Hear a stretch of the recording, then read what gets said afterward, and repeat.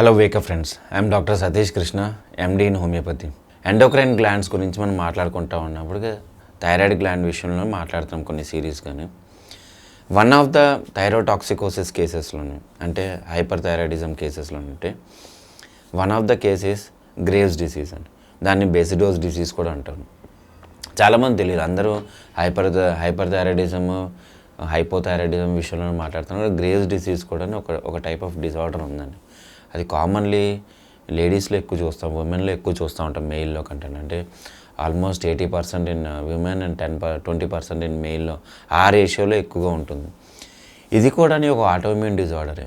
Graves disease కూడా ఒక autoimmune disorder. మనం ఇందాక థైరోటాక్సికోసిస్ ప్రీవియస్ స్లైడ్స్లో మనం ఏంటంటే థైరోటాక్సికోసిస్ గురించి అది హైపర్ థైరాయిడిజంలో మాట్లాడుతున్నప్పుడు టీఎస్ఐ గురించి మాట్లాడాను.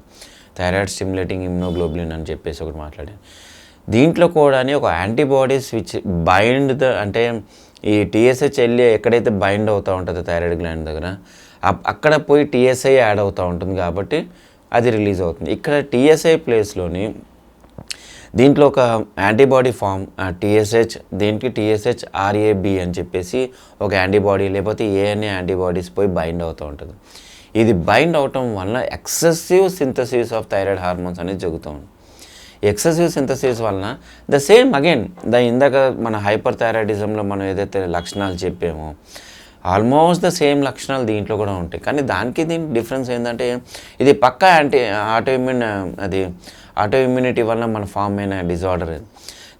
దీంట్లో ఏంటంటే వేరియస్ డిజార్డర్స్తో కూడా మనకి ఇది యాడ్ అయి ఉంటుంది. ఫర్ ఎగ్జాంపుల్ ఈ పర్నీషియస్ అనీమియాలో కానివ్వండి, మయోస్థీనియా గ్రేవియస్ కానివ్వండి, డయాబెటీస్ మెలైటస్లో కానివ్వండి, ఇది యాడెడివ్గా మనకు కనిపిస్తూ ఉంటుంది. అంటే ఈ ఆటోఇమ్యూన్ మిగతా ఫ్యాక్టర్స్ కూడా మనం చెప్పింది కూడా బాడీ డిస్ఫంక్షనింగ్ మీద, ఆటోఇమ్యూన్ డిస్ఫంక్షన్ మీద మనకు క్రియేట్ అవుతూ ఉన్నది.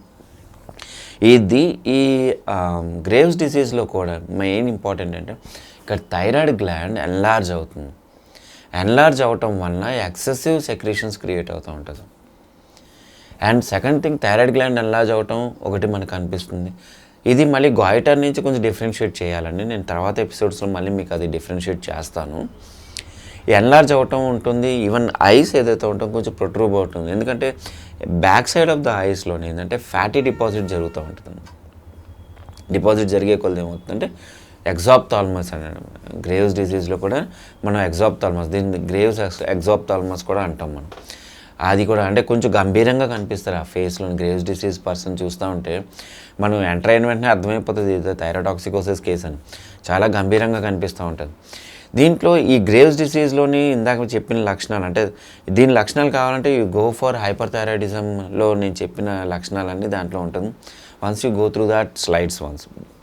కానీ దీంట్లో యాడిటివ్ రిస్క్స్ ఏంటంటేనండి, ఈ గ్రేవ్స్ డిసీజ్తో పాటు ఎడిసన్స్ డిసీజ్ కానివ్వండి, ఎలోపేషియా ఏరియేటా అంటే హెయిర్ కూడా ఊడిపోతూ ఉంటుంది బాగా, ప్యాచెస్ కింద. ఇంకోటి సీలియాక్ డిసీజ్ అంటాం, ఎక్కువగా డయేరియా విషయంలో కానివ్వండి, diabetes mellitus especially type 1 diabetes వచ్చే ఛాన్సెస్ ఉంటాయి. మయోస్థీనియా గ్రేవియస్ అంటాము. ఇంకోటి ఈవెన్ హార్ట్ సైజ్ కూడా బికాస్ ఆఫ్ హైపర్ మెటబాలిక్ స్టేట్లో ఏమవుతుందంటే హార్ట్ సైజ్ కూడా పెరిగిపోతూ ఉంటుంది. హార్ట్ సైజ్ పెరుగుతుంది. ఈవెన్ పొటాషియం లెవెల్స్ అనేది, it's not calcium levels, potassium levels అనేది దీంట్లో హైపోకెలిమిక్ స్టేట్ అంటాం. అది ఈ హైపోకెలిమిక్ స్టేట్ కూడా జరిగే ఛాన్సెస్ ఉంటాయండి. సో గ్రేవ్స్ డిసీజ్ ఆల్మోస్ట్ మీరు ఎప్పుడైనా డయాగ్నోస్ చేయాలంటే, అంటే థైరాయిడ్ మనం టీపీఓ, నేను ఒక స్లైడ్ మొత్తం ఏమేమి టెస్టులు చేయించాలా, అసలు థైరాయిడ్ గురించి ఎవాల్యుయేట్ చేయాలంటే ఏమేమి టెస్టులు చేయాలని కూడా చెప్పాను. Once you go through all those slides once, ఏమేమి టెస్టులు చేయించాలా. దాంట్లో చాలామంది ఏమనుకుంటారంటే ఓన్లీ థైరాయిడ్ ప్రొఫైల్ ఒకటే ఉంది అనుకుంటారు. దాంట్లో thyroid stimulating hormone TSH, T3, T4 ఒకటి ఉంటుంది. కానీ అసలు బెటర్ టెస్టులు ఏంటంటేనండి, ఈవెన్ ఫ్రీ T4 టెస్ట్ ఒకటి ఉంటుంది, చాలా ఎక్సలెంట్ టెస్ట్ అది. ఆ టెస్టులు కూడా ఉంటాయి. యాంటీ థైరాయిడ్ యాంటీబాడీస్ టెస్ట్ ఉంటాయి, పారాడాక్సిడేస్ టెస్టులు ఉంటాయి, దీంట్లో ఏఎన్ఏ టెస్టులు ఉంటాయి, యాంటీబాడీ ఫార్మేషన్స్ ఉన్నాయి. అవన్నీ నేను మీకు ఆ రోజు దాంట్లో డీటెయిల్గా మీకు అప్డేట్ చేశాను. Once you go through those slides. ఇక్కడ గ్రేవ్స్ డిసీజ్ మాత్రము is one of the hyperthyroid స్టేట్లోనే.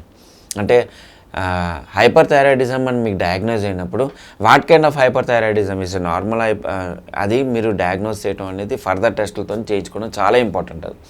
అంటే ఇది ఆటో ఇమ్యూనిటీతో ఫామ్ అయిందా, లేకపోతే చిన్న ఫంక్షనల్ డిస్టర్బెన్సెస్ మీద ఫామ్ అయిందా, ఒక్కోసారి ఈవెన్ ప్రెగ్నెన్సీ టైంలో కూడా హైపర్ థైరాయిడిజం ఫామ్ అయ్యే ఛాన్సెస్ ఉంటాయని.